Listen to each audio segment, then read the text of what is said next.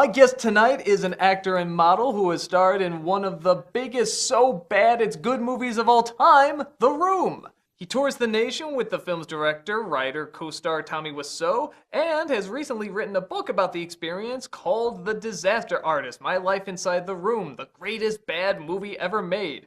Thank God he has a better sense of humor about it than Tommy Wiseau, or else he wouldn't be here with me right now. Please welcome the very awesome Greg Sestero. How are you, sir? Very good. I'm glad to be here. So anyway, how's your sex life? It's all right. I stay away from staircases from now on, but I'm hanging in there. You don't put it inside belly buttons or No, anything no, like that was never my thing. Tommy was a pro at that. Okay. It's I left that impressive. to him. Yeah. Yeah, I know some people like it tight. I just didn't know that tight. It's very interesting. Yeah, I'm sure he impregnated Lisa's navel at some point, but we're going to find out about that. That's where babies come from, right? You know, when you hear people quote stuff like that come up and say like, "Oh, hi, Mark," I'm sure any of that stuff, does it get a twinge into your eye, or do you really embrace it? I think it's pretty fun. I mean, I'm a big movie fan. You know, I'm sure if I walked by George McFly at one point, I'd say the same thing. So I think it's pretty fun. You know, I think it's cool. Every time I see, like we've joked about and we've made some quotes and stuff like that, you seem very accepting of something that many people in your situation would want to forget, but you seem to really embrace it and really love it. What is it that makes you love it so much and enjoy it? I think when I first met Tommy in that acting class in San Francisco, he was somebody that I just saw as this really fascinating character that you just enjoy watching him exist in life. So this movie was an extension of that. So it's like, okay, he's going to make a movie. Oh my God, I got to be there to see how he does it. So I was it was a kind of a big joke to me, you know, the whole time. So now that people are embracing it, you know, I was kind of like the first fan, I guess you could say, of how this whole thing went down. So to me, you gotta have a sense of humor about it. It's so hilarious, and people enjoy it. So I can't really complain about that. You got in. You wanted to be an actor, but you actually started off as a model, and you transferred into acting. What was the attraction to acting that modeling didn't give you? It's so funny with the whole modeling thing. They say, oh, if you go in, it's a way to break into the business. As if you're a model, then you can make you an actor. But it's not the case at all, because a lot of people think models can't act for good reason. It was an opportunity that was offered to me, and I took it and figured. Someone said that it's the starving waiter job that allows you to eat lobster. I don't know if that's even true, but. It was I thought it was a way to get into acting, and it totally wasn't. I mean, the odd jobs you have to do modeling, it's such a crazy business that, it was an experience to say the least. You, of course, have been in such, not just The Room, but other demanding roles, like in Retro Puppet Master and Days of Our Lives. Roles a lot of people probably wouldn't be aiming for. When you got roles like that, was that something where you got discouraged, or did you just say that's just part of the game? You know what? I moved to LA. My fourth audition, I booked the lead in this movie, Retro Puppet Master. I had never really had a speaking part on camera, and we were shooting in Romania. I figured, why not? Why not do it? I had no idea really what it was gonna be. I didn't watch any of the sequels or prequels, and I watched it. I watched one. I was like, oh God, should I maybe cancel this? But it was just kind of whatever was offered, at the time. And I went out for a lot of cool scripts that never even ended up getting made. And just part of the game, I guess, trying to survive the business. You said that you met Tommy in an acting class, correct? Of all places. Tell me the experience of meeting that man. So I'm sitting in this dark basement on Sutter Street in San Francisco. That sounds like where one would meet Tommy Wiseau, but keep going. Yeah. And I was just trying to figure out, is this guy a vampire? Is he a caveman? Like, what's this guy's deal? And he goes up on stage, very commanding presence. Everyone's just kind of watching him, and he picks around backstage for kind of a long time. We're all sitting there. He comes out with a, stool. He slams it down. He starts performing the Shakespearean sonnet. Everybody's like just in awe. I mean, people that are normally really quiet or like laughing, they're trying to contain their laughter, and I'm sitting here going, what's he going to do next? The teacher was very intimidating, so I wondered how he was going to interact with her. And so when it came to an end, she just was like, "What are you trying to do?"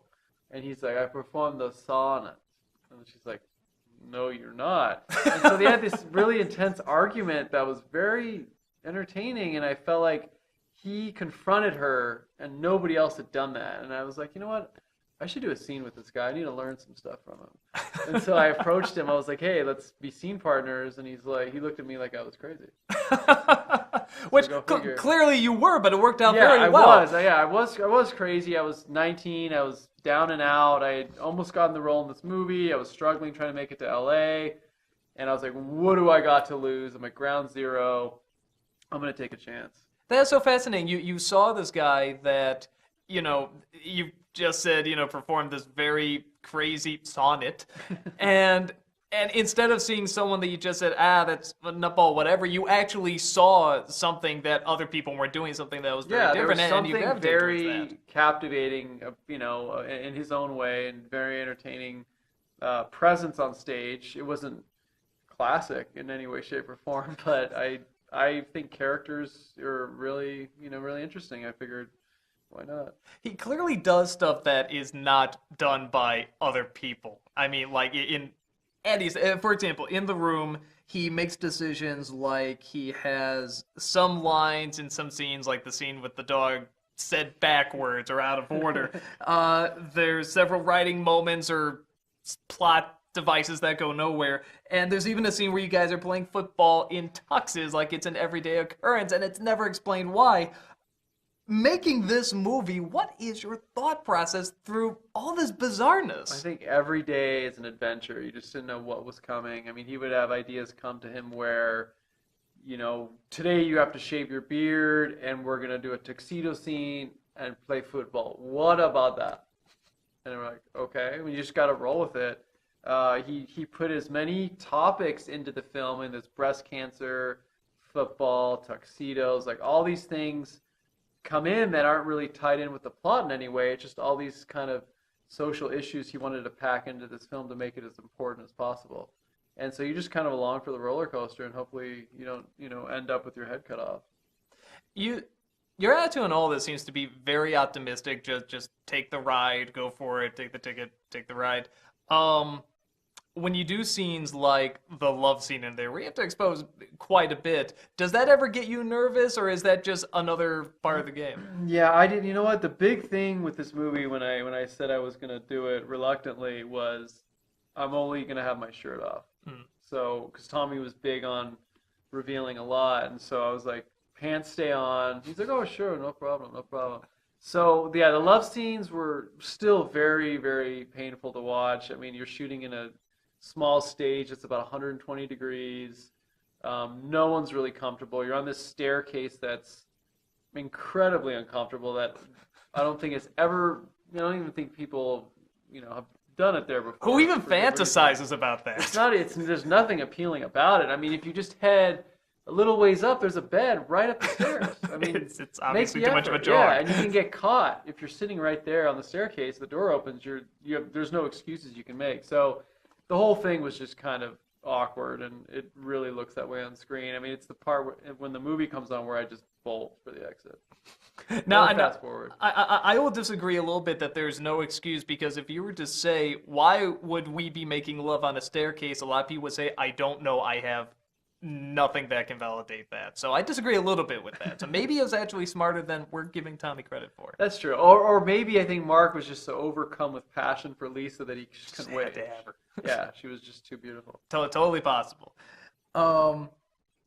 Obviously, you had this fascinating relationship with Tommy Wiseau. You seem to have a good friendship, but you're definitely not below throwing a few punches here and there, or at the very least, just acknowledging what you see about this guy. Just in general, how would you describe your relationship with him? Because it does seem very unique, but also it seems like you will throw the jokes in, but it's still very loving. Yeah, it's definitely, I have a lot of appreciation and in some ways admiration for Tommy for sticking through this whole process for this many years and making the project he wanted to make. I do see it as for what it is. It's just a very bizarre cinematic experience, and I think that's nothing to take away from anything that Tommy tried to do or accomplished. I think it's just fun in the culture of movies to, treat this film for what it is. And but yeah, I think especially with the book, it was important for me to be as honest as possible about what my experience was like, and also be respectful towards what Tommy's privacy and what he would want. Has Tommy read the book? He's read parts of it. He said, "I support 50%." Is 50% all he's read, or is 50% all he likes? That's a good question. I'm waiting for the other shoe to drop. Wonder what he's gonna say.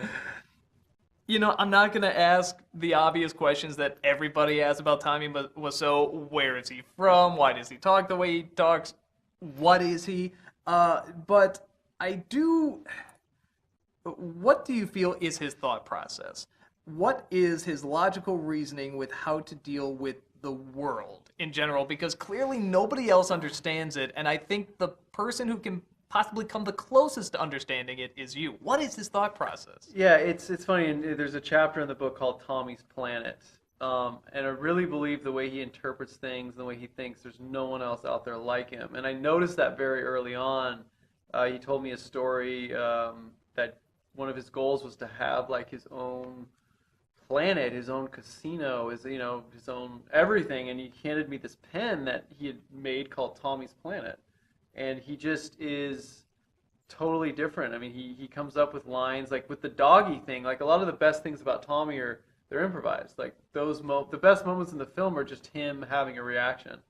And I think that's what's great about The Room is you're seeing something that you couldn't really find anywhere else because nobody thinks like him and nobody would have put this much energy into making a film without getting anybody else's opinion, and just totally bankrolling the whole thing and pushing it until people finally responded to it.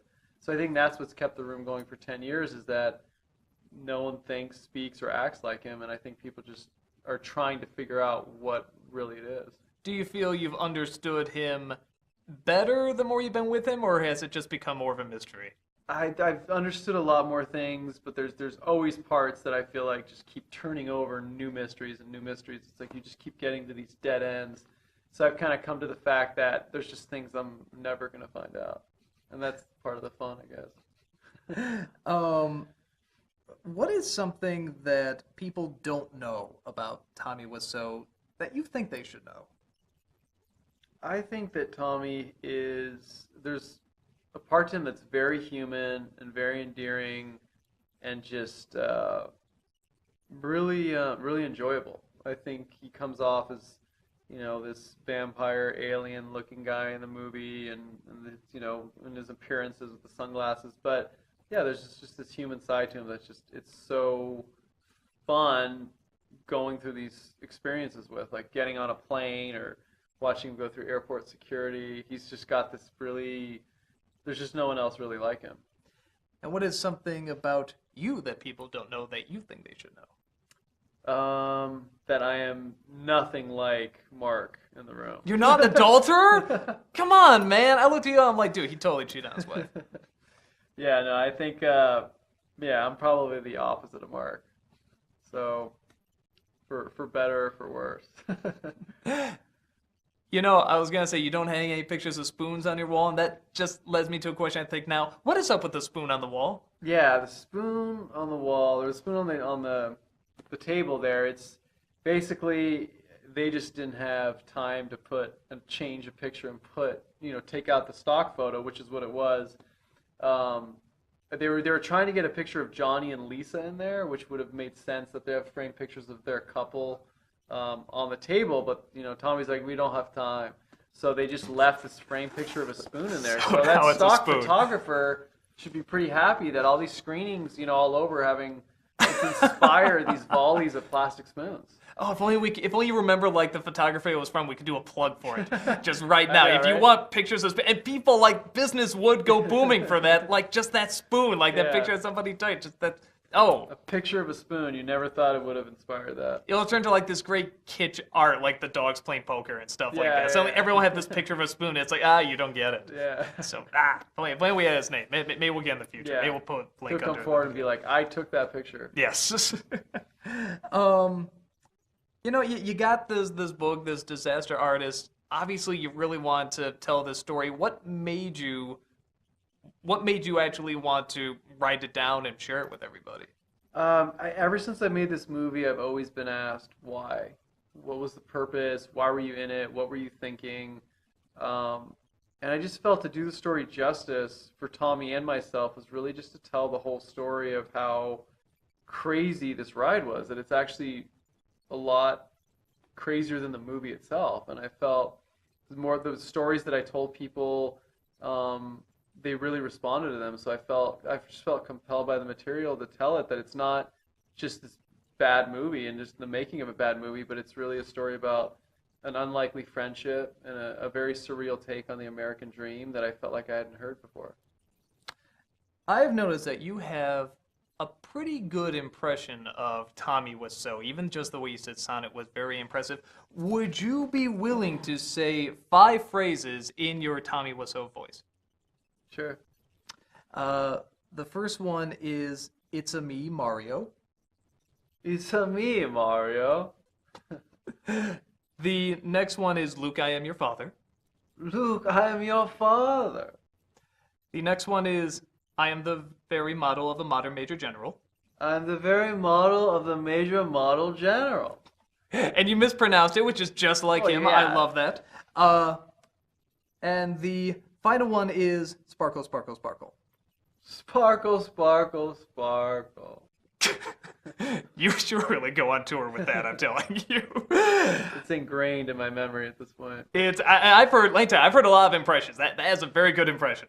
So you've gone through, you've found success being both a writer and an actor in a very unusual, strange, totally different way.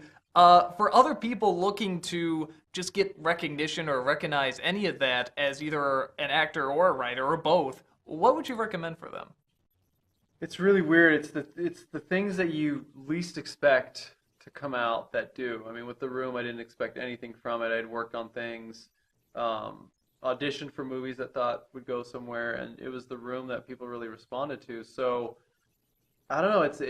I've never been into quote unquote bad movies. I didn't even know there was a market for them.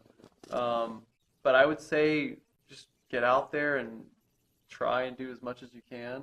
I randomly decided to take that acting class in San Francisco. I could have stayed home and not pushed myself to go out and do that, and it brought me on this crazy adventure. So you just don't know what's out there waiting for you that could change your life. I mean, this isn't an ideal. Obviously, I would have loved to have made a movie like Inception or something that I really respect and would be passionate about. But it's The Room, oddly, and this whole experience gives me a chance to be creative, and I can't really complain about that. So I'm going to be honest, as soon as you said Inception, I immediately got an image of Mark just looking around constantly going, what's going on here? Come on, what's going on here? Wait, what are you doing? What are you doing? that would have been great. But I think Tom Hardy took that over. So. I'm sure you auditioned. Yeah, right? Just the whole experience, it sounds like you're very positive about it, you're very upbeat. If you had to sum it up in a sentence, just everything making The Room and what has come of it, in one sentence, how would you sum it up? Truth is stranger than fiction. Nicely put. I like to end my interviews with the same 2 polar opposite questions here. The first one being, what is the toughest thing, either professional or personal, that you've ever gone through, and how did you get through it? Well, I'm going to give a little bit more of a shallow experience. When I was trying to survive, as a model, I got hired in Las Vegas to be Tarzan. Really? And the idiot that I am, I thought it meant I was going to wear a costume at a convention. So I was like, oh, nobody will see me. I'll get paid to wear a costume at a convention. So I drove 5 hours to Vegas, 5 a.m., arrive. They hand me a loincloth. and they're like, this is what you need to wear in front of an entire convention. And I kind of went to the bathroom, looked in the mirror, and cried. And it was like, am I going to do this or am I going to head back? So I manned up and I wore a loincloth at a convention for 2 days. 2 days.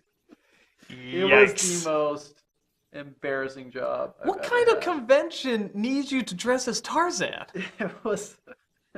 It was like a food convention. A Where food Where like convention? the company, the Tarzan company, the owners of the Tarzan brand were starting energy bars. So they needed a Tarzan to be there to sell them or to at least inspire them. And I just got eye-rolled the entire time and asked if I was like a dancer from Thunder Down Under. I'm like, no, I'm just trying to survive here and get this paycheck and get out of town. So it was, I kept the loincloth just to remind me, don't end up here. So it was pretty brutal. Before I ask the final question, I just had to know, what did you think a Tarzan costume looked like? That is exactly, that's the best question of it, because the joke was on me. I mean, the whole point Tarzan exists in the jungle. He doesn't have a costume. So it was just a very stupid moment on my behalf. The paycheck And was I- looking and I- pretty good, wasn't and it? I paid the price. So. Well, with that said, what is the proudest thing, again, either professional or personal, that you have ever done in your life? I'd say a big highlight was, I'm a huge Star Wars fan, who isn't? But when the Room showed at the Ziegfeld Theater in 2010, it sold out the entire theater. And I had overheard somebody say that was the first time that had happened since the re-release of Star Wars. So I thought it was kind of a amazing moment. I mean, I accepted it for what it was. I was very aware that this wasn't Star Wars, but I think the fact that being part of anything that brings that many people together was something that was cool. It is very, very cool. The book, again, is The Disaster Artist. It is sold where all good books are sold, and bad books as well, I'm sure. But it is an awesome book. Go check it out. My guest was Greg Sestero. This is the part where we talk to each other and act like we still have other things to say. And we laugh. We laugh a lot.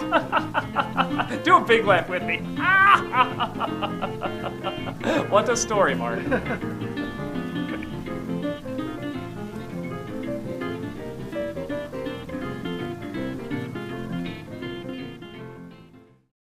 Yeah, good. Look good? Yeah, good. Awesome. That was great. And that is it. Great question. Yeah. Perfect blend of kind of room.